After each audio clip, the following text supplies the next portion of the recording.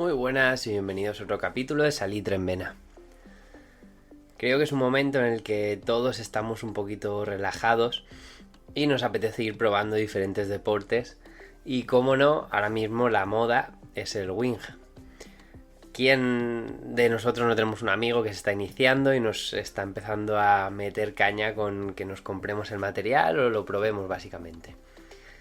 Bueno, yo llevo ya un par de años navegando en wing y he visto la evolución un poco del deporte y un poco también los típicos problemas que está teniendo la gente y los típicos fallos que se cometen al principio. Entonces, básicamente el podcast de hoy vamos a hablar sobre eso, sobre unos pequeños tips, sobre los errores típicos que cometemos en wing al inicio de este deporte, ¿no?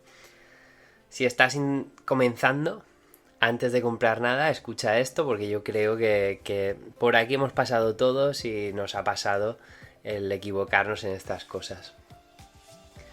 El primer consejo que os traigo es que busquéis material de iniciación. Quiero decir, en estas cosas al final es cierto que tenemos que pasar por un doble gasto, que es el comenzar con un equipo sencillo y en un futuro el comprar un equipo pues un poquito más avanzado. ¿Qué problema encontramos? Que mucha gente pues evidentemente no quiere gastar este doble gasto, ¿no? El comprar uno básico y luego uno avanzado. Entonces pues directamente se compra el avanzado y llega a ser realmente frustrante pensar que tenemos muchos elementos, tenemos la tabla, tenemos el foil, el ala y bueno, luego pues todo eso cuadrarlo con las condiciones meteorológicas. Entonces un poco la sensación que podemos tener es que tal vez el ala es un poquito técnica o que nuestro foil no tiene el volumen que debería tener, igual que la tabla. Entonces todo esto hace que se complique la historia y que algo que podría haber aprendido en unas poquitas sesiones pues incluso haga que me deje el deporte, ¿no? Entonces, como os digo, primera recomendación, comprar equipos sencillos, que no tengáis miedo porque es un deporte ahora mismo joven, el cual, bueno, pues empieza a tener algún equipillo de segunda mano que puede ayudarnos a comenzar y que luego, pues el dinero que nos hemos gastado en este equipo lo voy a poner a la venta y la amortización que voy a tener va a ser mínima, voy a recuperar prácticamente todo el dinero que haya invertido en este equipo porque alguien estará en esa fase en la que yo estaba y necesitará un equipo de este estilo. ¿Qué es un equipo de iniciación? Bueno, a mí me gusta que la gente comience con foils grandes y con mástiles relativamente cortos, ¿no? Un foil grande está oscilando entre 2000 y 2400 de superficie del ala frontal, el cual hace que por un lado tengamos mucha sustentación y tenga un inicio de vuelo bastante pronto. Al final necesitamos un poquito menos de viento para que el foil comience a levantarse, y por otro lado, al ser un ala relativamente grande, pues su velocidad máxima también va a estar un poco condicionada, entonces vamos a tener menos aprensión a querer correr con él porque el mismo foil va a ser el que no va a querer correr. Entonces nos va a dar un montón de seguridad, además de, bueno, pues la estabilidad que tiene un foil grande pues no tiene nada que ver a un foil más finito, el cual pues es un poquito más reactivo, ¿no? Por otro lado, como os digo, el mástil está muy bien, pues que sea un mástil un poquito más cortito, porque el típico error que tenemos al principio es que mi hidrofoil quiere subir, yo no tengo un control de altura sobre este foil, entonces hacemos lo que llamamos el delfín, ¿no? Que es subir y bajar descontrolados. Entonces, si el mástil es demasiado alto, demasiado grande, al final lo que pasa es que subo mucho, se me sale el foil del agua y caigo de una forma un poquito más brusca, entonces clavamos la tabla y nos caemos, ¿no? En cambio, si tengo un mástil un poquito más corto, pues esto lo que pasará es que si el foil quiere salir, bajo desde un poquito menos de altura y entonces la tabla tiene mucha más probabilidad de que pegue un rebote y que no clave sobre el agua. Entonces, bueno, pues es menos probable que nos caigamos y sobre todo que nos hagamos daño, porque esa caída pues puede haceros alguna lesión de rodilla por el frenazo brusco que esto tiene, ¿no? Por otro lado tenemos la tabla, la cual igual, buscad tablas con un volumen relativamente grande y que sean sencillas, que sean muy sencillas. Un poco el inicio del foil, digamos del wing, sería el comenzar con... solemos empezar con de rodillas y nos ponemos de pie, y ya una vez de pie pues cogemos nuestro ala, ¿no? Claro, si yo tengo un poco de lío y todo esto, mi tabla no flota, evidentemente va a ser imposible ponerme de pie sobre ella. Entonces, un poco necesitamos una tabla grande para que tanto si quiero coger mi cometita estando de pie, tanto como si quiero cogerla de rodillas, gracias al volumen de la tabla pues yo voy a estar mucho más estable y va a ser muchísimo más sencillo el hacer esta maniobra de coger nuestra cometa, ¿no? Entonces, coger una tabla grande que haga que esto pues sea mucho más sencillo, ¿no? ¿Qué es una tabla grande? Bueno, mucha gente os dirá una medida exacta de litros, pero yo me centraría un poquito más en que sea algo personal vuestro, porque pues no hay una regla estándar y mucho menos una medida estándar para cada uno. ¿Qué sería algo aproximado? Bueno, si no tenéis experiencia ninguna en el wing, yo me iría a una tabla más o menos sobre unos 60 litros por encima de vuestro peso corporal. Es decir, si pesamos 80 kilos, pues nos iríamos a una tabla de unos 140 litros más o menos para la iniciación. Esto hará pues que vuestra fase de iniciación sea perfecta, sea muy fácil, sea muy cómoda y podáis avanzar de una manera fácil y cómoda.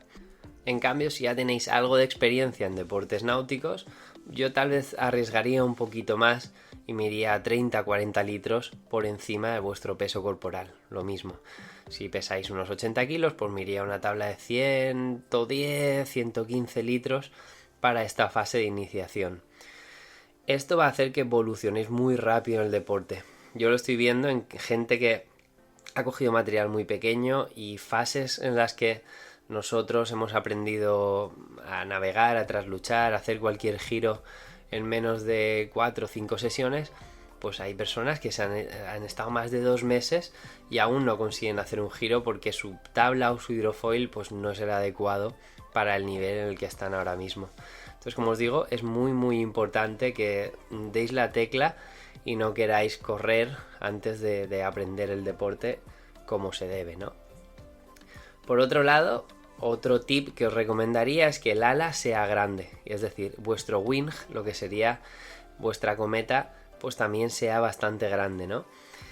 ¿Qué problema tiene este deporte? El problema principal es que es muy sensitivo, es decir, tenemos que tener muy claro cómo llevar la cometa, ya que el problema que encontramos los monitores es que no tenemos una referencia la cual dar al alumno para que entienda en qué posición debe ir el wing. Pensad que, por ejemplo, en el kitesurf tenemos una ventana de vuelo en la que yo vuelo mi cometa y puedo decir, pues haciendo un símil de lo que sería medio reloj, aproximadamente sobre qué horas movemos un kite, ¿no? En windsurf tenemos una referencia que es tener nuestro mástil anclado a la tabla y sobre este mástil pues jugar con los grados de la vela. En cambio el wing está volando y nosotros lo dirigimos con nuestros brazos como si fuese un ala delta. Entonces el problema es que no sabemos en qué posición debemos que llevarlo hasta que pues tengo algo de experiencia. El tener un ala grande lo que va a hacer es que el poquito viento que sople el día que practiquéis os corrija la posición del ala de una forma un poquito más intuitiva. Es decir, si yo tiro muy fuerte del ala, el mismo viento va a ser el que me corrija esta posición y la lleve un poquito al sitio. Entonces, llevar un ala pequeñita, la cual nosotros tenemos mucha fuerza para moverla, va a hacer que lleve posiciones un poco brutas y haga que pues no navegue como debería, ¿no? El siguiente tip básicamente es lo que os acabo de decir, navegar. ¿Qué es navegar? Navegar es aprender hacia qué rumbos, en qué dirección, hacia dónde debo ir. El problema principal que encontramos, sobre todo en el mundillo del kitesurf y del wing, es que no saben navegar la gente.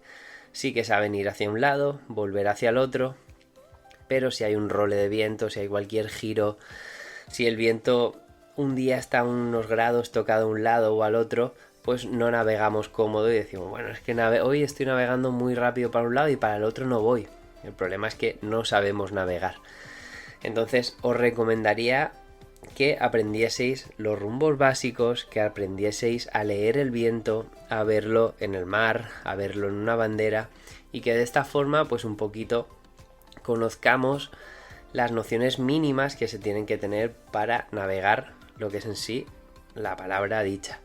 Entonces aprender un poquito esos rumbos básicos, cómo verlos, cómo enfocar mi tabla, sé que tengo que ir hacia esa dirección, girar y volver hacia esta, etc. Esto hace que en el momento que queráis volar, pues esto se vuelva muchísimo más sencillo y bueno, pues por lo menos esta parte la tengamos interiorizada y entendamos lo que estamos haciendo, ¿no? Y ya por último, parece una obviedad, pero todos hemos pasado de estas cosas y nos hemos llevado un susto más o menos grande, ¿no? Utilizar elementos de seguridad, no pensarlo para nada, utilizarlos. ¿Qué elementos podemos encontrar en el wing? Básicamente yo recomendaría 3 que son inapepinables. Por un lado, el leash. Es súper obligatorio, por supuesto, llevarlo en la cometa porque si nos caemos se va a ir volando. Entonces esto las marcas lo traen incluido. Un leash de tabla, súper importante. Pensad que si nos caemos al agua, la cometa no tiene arrastre, entonces yo tengo que ir nadando por mi tabla. Y si llevamos un hidrofoil, hacedme caso que la tabla se va a ir al planeo y no va a haber manera de cazarla. A mí me ha pasado, por eso os lo digo. Y el chaleco de impacto es un mejor compañero que podéis tener aquí, ya que la mayoría de lesiones que estamos viendo en wing son de colisiones contra el hidrofoil o contra la tabla. Entonces es súper recomendable llevarlo, ya que pues os puede salvar de un susto, de una lesión de costilla o un corte o cualquier susto mal dado. Y por último el casco, igual. Todas las lesiones que podemos encontrar son de golpes y la cabeza no se salva. Entonces ahora mismo hay cascos que son muy cómodos, que llevan las orejas libres y hacen que no tengáis esa sensación de claustrofobia y de no poder escuchar. Entonces, bueno, os recomendaría que estos 3 elementos no falten en vuestro quiver y que, bueno, no escatiméis en ellos porque de verdad son muy importantes. En cuanto al leash, es muy recomendable y muy cómodo el leash de cintura, ya que pues al final el problema principal que encontramos con el leash es que si lo llevamos en el tobillo modo surf, pues cuando estoy volando, cuando estoy empezando el planeo, se me puede cruzar con el otro pie, me puede ir arrastrando, es incómodo, ¿no? Entonces, ahora la mayoría de marcas tienen unos leashes que, bueno, van a la cintura y llevan un zafado rápido que te puedes quitar por si tienes cualquier problema el leash de la cintura, o llevan una bolita, una suelta rápida. Entonces, bueno, son muy cómodos y la verdad que vale la pena invertir en él. Así que bueno, sin más, creo que es un podcast para todos los que ahora este invierno vais a decidir el empezar en el deporte. No lo dudéis, empezar es súper divertido y tiene muchas posibilidades, pero si empezáis, empezad bien para poder disfrutarlo y bueno, aprender lo más rápido posible. Así que bueno, sin más, espero que os sirva de ayuda este podcast y nos escuchamos en el siguiente. Un saludo.